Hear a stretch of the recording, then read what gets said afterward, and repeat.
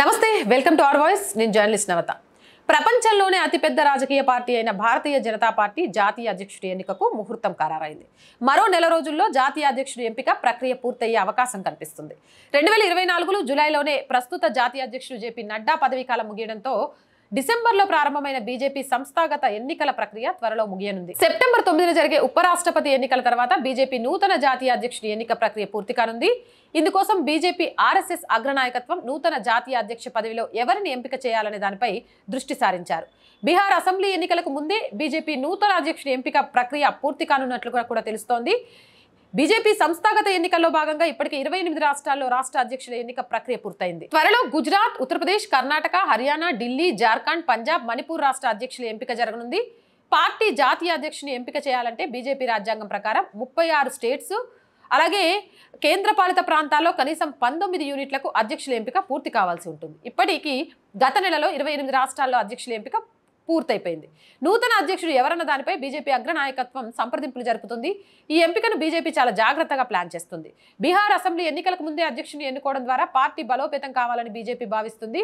ఈ ఎంపిక కేవలం ఒక పదవి గురించి కాదు, ఇది దేశ రాజకీయ భవిష్యత్తును ప్రభావితం చేసే ఒక నిర్ణయంగా అనుకుంటోంది.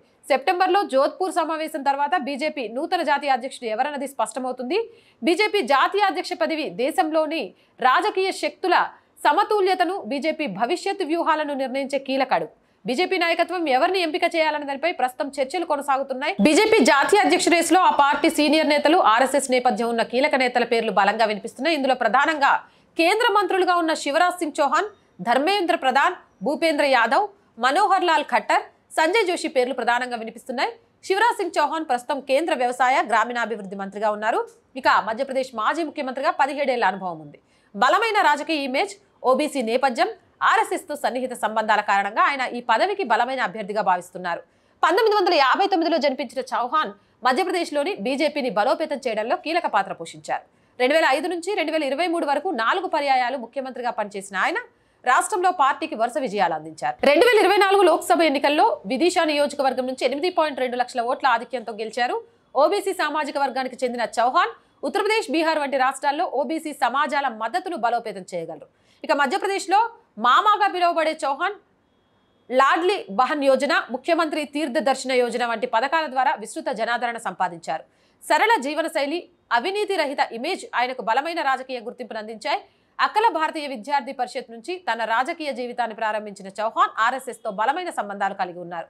ఒడిశాలోని తాల్చేర్లో 1969లో జన్మించిన ధర్మేంద్ర ప్రధాన్ ఉత్కల్ విశ్వవిద్యాలయం నుంచి ఆంథ్రోపాలజీలో ఎంఏ పూర్తి చేశారు. ఆయన తన రాజకీయ జీవితాన్ని అఖిల భారతీయ విద్యార్థి పరిషత్ కార్యకర్తగా ప్రారంభించారు.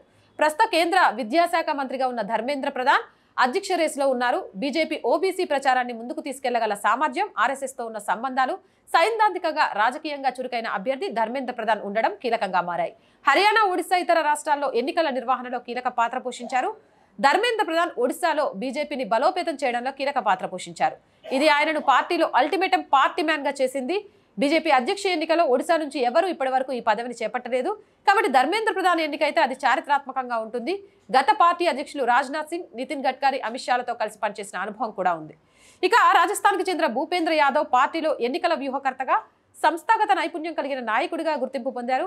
న్యాయవాది, ఓబీసీ సామాజిక సమీకరణం, రాష్ట్రీయ స్వయం సేవక్ సంఘ్ సంబంధాలు, అమిత్ షాతో సన్నిహిత సంబంధాలు భూపేంద్ర యాదవ్ అవకాశాలను బలపరుస్తున్నాయి.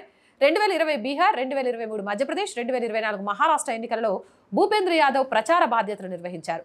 ఇది ఆయనను సమర్థవంతమైన వ్యూహకర్తగా నిరూపించింది. ఓబీసీ నాయకుడిగా యాదవ్ బీజేపీకి బీహార్, ఉత్తరప్రదేశ్ వంటి రాష్ట్రాల్లో యాదవ సమాజం, ఇతర వెనుకబడిన తరగతుల మద్దతును బలోపేతం చేయగలరు.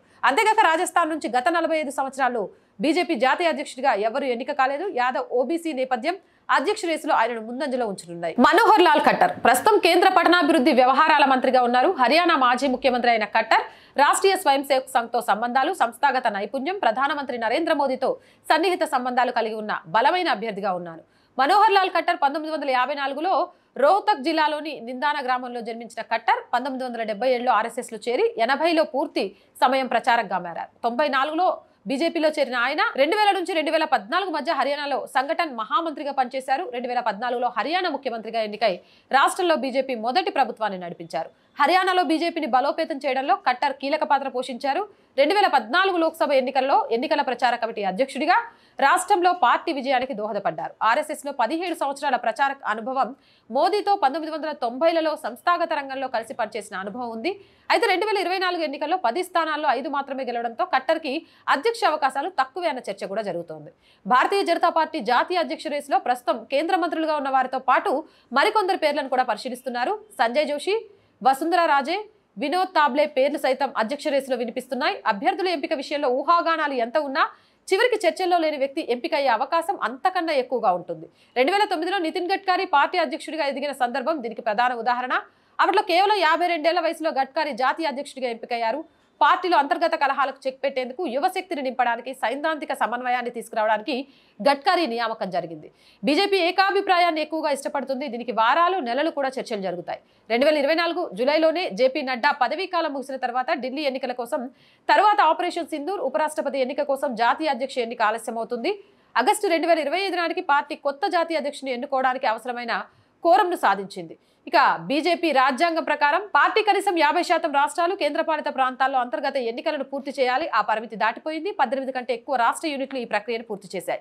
అయితే ఉత్తరప్రదేశ్, హర్యానా, కర్ణాటక, జార్ఖండ్, గుజరాత్ మరియు ఢిల్లీ వంటి కీలక రాష్ట్రాల్లో అధ్యక్ష ఎన్నిక పూర్తి కాలేదు. అయితే 2026లో ఎన్నికలు జరగనున్న ప్రతిపక్ష పాలిత పశ్చిమ బెంగాల్, తమిళనాడు, కేరళ రాష్ట్రాలను దృష్టిలో పెట్టుకుని అధ్యక్షుని ఎంపిక చేసే అవకాశం ఉందనిపిస్తోంది. తనకి మీరేమనుకుంటున్నారు? ఎవరు అధ్యక్షుడిగా అయ్యే అవకాశం ఉంది అనేది మీ అభిప్రాయం అనేది కామెంట్ సెక్షన్లో తెలియజేయండి. మోర్ వీడియోస్ కోసం ఛానల్ వెంటనే సబ్స్క్రైబ్ చేయండి. ఆర్ వాయిస్ పొలిటికల్ రెండు మన ఛానల్స్ అండి. So please subscribe our channels. మీరు చేసే సబ్స్క్రిప్షనే ఛానల్కి కొండంత బలాన్ని ఇస్తుంది.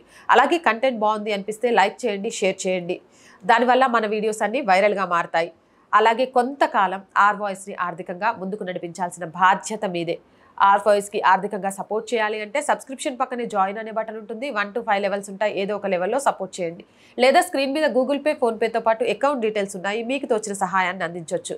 వ్యాపార ప్రకటనల కోసం 8328500576 నెంబర్ని సంప్రదించండి. జై హింద్, జై భారత్.